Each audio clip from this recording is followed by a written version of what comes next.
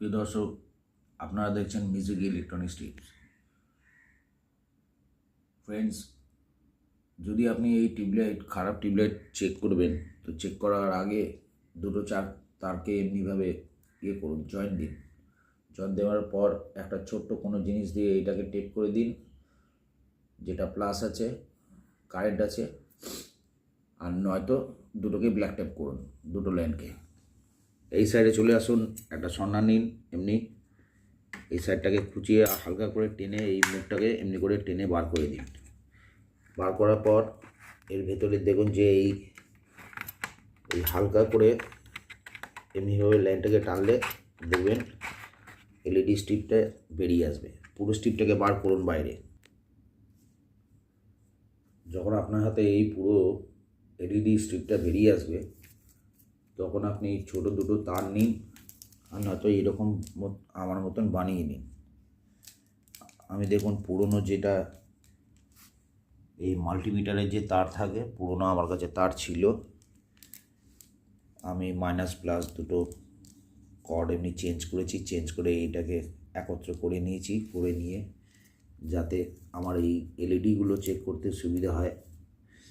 এই দেখুন, আমি এখানে দেখতে পাচ্ছি এক দুটো এলইডি জ্বলে গেছে,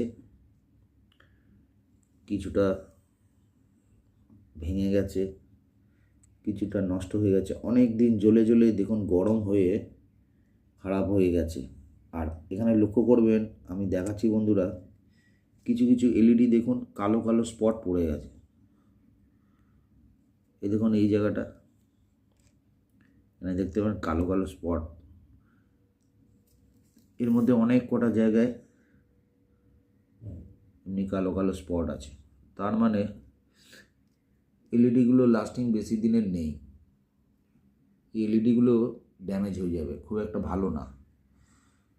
সুতরাং যদি আপনাদের কাছে পুরনো এমনি দেখেন যে পুরনো টিউবলাইটের মধ্যে ভালো এমনি স্ট্রিপ আছে, তাহলে এলইডি স্ট্রিপটা খুলে আপনি করবেন কি, নেগেটিভ পজিটিভ যে এই লাইনটা আছে, প্লাস মাইনাস কোথায় আছে দেখে নিয়ে ঠিক মতনভাবে সোল্ডার দিয়ে এটাকে আউট করুন। আউট করে দিয়ে অন্য একটা এলইডি স্টিক পরীক্ষা করুন। আমি এটা চেক করে নিয়েছি, এর ডিসি ভোল্টেজ এখন দেখাচ্ছে 95। তার মানে এখানে ডিসি ভোল্টেজ আছে, কিন্তু স্ট্রিপটা জ্বলছে না। সুতরাং স্ট্রিপ একটা জোগাড় করে চেঞ্জ করে দিলে হয়ে যাবে। আমি তো চেঞ্জ করবই, আপনারা মাথায় রাখবেন একটা কথা, এই নেগেটিভ পজিটিভ পোলটা ঠিক করে আপনি কাজ করবেন, তাহলে আপনার সব ঠিক থাকবে। নমস্কার।